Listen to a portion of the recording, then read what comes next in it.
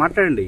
ఈ జరిగింది నార్కట్పల్లిలో కాంగ్రెస్ కార్యకర్తలు సపరేట్ ఫంక్షన్ హాల్ పెట్టి ఫంక్షన్ హాల్ డోకూరి ఫంక్షన్ హాల్లో డబ్బులు పంచుతుండగా డబ్బులు ఎందుకు పంచుతున్నారని నిలదీసినందుకు నా పైన దాడి విశేషాయుతంగా పిడిగుద్దులు గుద్దుతూ వెనకకెళ్లి గుద్దుతూ తల మీద కొడుతూ విపరీతంగా దాడి చేశారు. మొత్తం ముక్కు అంతా పగలగొట్టారు. మొత్తం లోపల ఇంజ్యూర్ కావడం జరిగింది.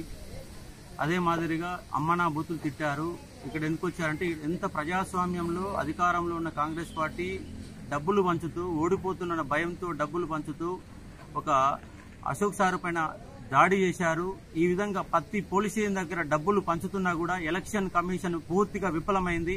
పోలీసులు పూర్తిగా విఫలమవుతున్నారు. పక్కనే బూత్ పక్కనే డబ్బులు పంచుతున్నా కూడా అడ్డుకునే వారు కూడా ఎవరు కనపడతలేరు. ఇది ప్రజాస్వామ్యమా ఇంకేటనేసి అర్థం కాని ఒక పరిస్థితి. ప్రతి ఒక్క దగ్గర డబ్బులు పంచుతున్నారు. నార్కట్పల్లి అయితే ఘోరంగా కనీసం ఒక 200 మంది ఫంక్షన్ హాల్లో పెట్టి డబ్బులు పంచి ప్రతి క్యాండిడేట్ డబ్బులు పంపిన తర్వాత పోలీస్ స్టేషన్ పంపిస్తున్నారు. ఇదేంటని ప్రశ్నించేందుకు నా పైన విపరీతం విశిక్షణాయుతంగా కొట్టడం జరిగింది. ఇప్పుడు నేను నార్కట్పల్లి నా ఫోన్ మొత్తం పగలగొట్టారు. ఇంకో ఫోన్ లాక్కున్నారు.